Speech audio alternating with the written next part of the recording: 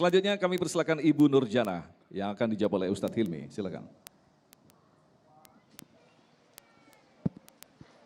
Assalamualaikum warahmatullahi wabarakatuh. Nama saya Nurjana dari Majelis Taklim Al-Kautsar. Ustadz, saya ingin bertanya, tadi mungkin sudah Ustadz jelaskan sedikit.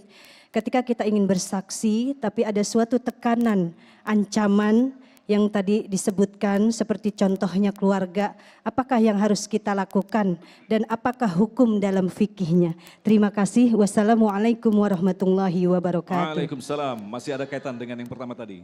Ada rasa takut di sini, Kiai. Betul, dulu Rasulullah SAW ketika ada seorang ditekan karena keselamatannya terancam, karena keluarganya terancam, maka diperbolehkan mengatakan yang mengingkari hatinya. Sebenarnya apa yang dia katakan itu enggak pas, tapi kalau dia enggak ngomong begitu, itu bisa dizolimi dengan orang lain. Boleh. Namun secara umum hari ini ketika ada orang yang mengintervensi sedemikian rupa, dilihat dulu, hari kita negara hukum hari ini. Ya, Ibu ya, ada orang mengintervensi kita untuk bersaksi palsu, laporkan saja kepada aparat. Insya Allah ya Pak Polisi ya, Pak TNI semuanya di sini, kita masih mencintai kebenaran.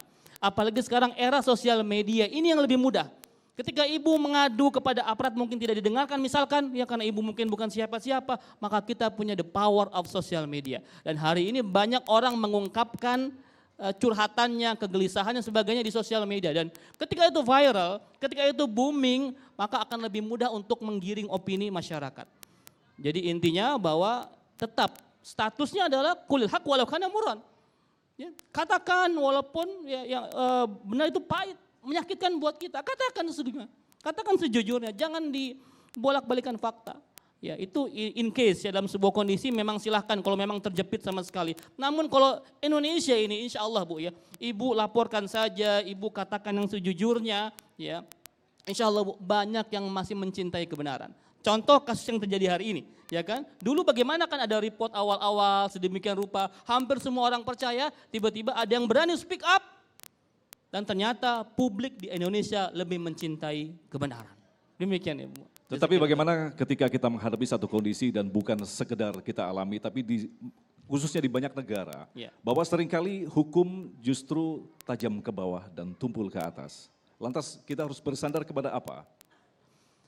Di Indonesia katanya hukum menjadi panglima, itu ya jargonnya ya. Namun yang terjadi ya hukum tidak menjadi panglima, bahkan kalau saya lihat politik masa menjadi panglima hari ini. Ya. Jadi jangan aneh kalau ada hukum itu kepada para pejabat ya berlaku tumpul, tapi kepada rakyat bawah itu semau-maunya. Mohon maaf, ada yang ramai kemarin.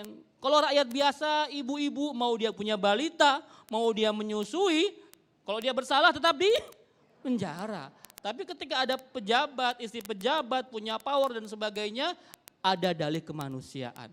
Nah, betul ya, hukum itu hanya tajamnya ke bawah tapi tumpul ke atas. Ya minimal kita hari ini tetap menyuarakan kebenaran Mas Agung ya. Nah inilah saya bilang tadi, kekuatan sosial media itu sangat penting. Kita viralkan yang seperti ini, bahwa di negeri ini ternyata yang katanya hukum jadi panglima itu masih banyak pengingkaran terhadap kebenaran. Ya. Indonesia ya yang rakyatnya mayoritas muslim pasti secara fitrahnya itu enggak mau jika itu terjadi. Kecuali memang orang yang sudah bejat.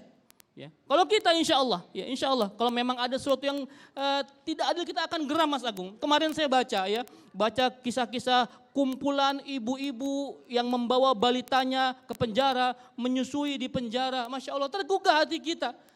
Tapi dengan alasan yang sama kemanusiaan, yang lain dibiarkan begitu saja. Ya. Ini menjadi sebuah presiden buruk ya Bapak Polisi, Bapak TNI semuanya. Jangan sampai yang terjadi lagi ya. Pokoknya kita bermohon kepada Allah Subhanahu wa taala, semoga negeri ini Allah turunkan para pemimpin yang adil, aparat-aparat yang adil, yang berpegang kepada kebenaran, menegakkan kebenaran, amar ma'ruf nahi mungkar untuk Indonesia yang baldatun thayyibatun wa rabbun ghafur. Amin ya rabbal alamin.